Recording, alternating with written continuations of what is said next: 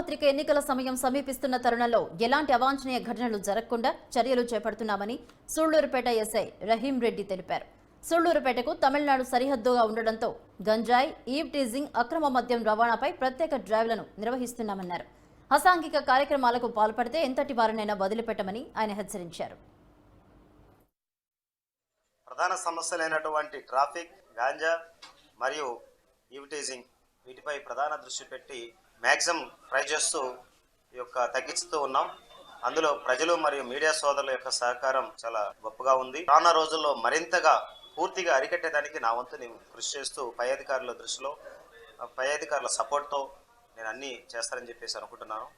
అలాగే ఇక్కడ ఉన్నటువంటి ప్రజలు చాలా మంచిగా సపోర్ట్ చేస్తూ చేసేటువంటి కార్యక్రమాలకు వాళ్ళంతా సహకరిస్తూ ఉన్నారు.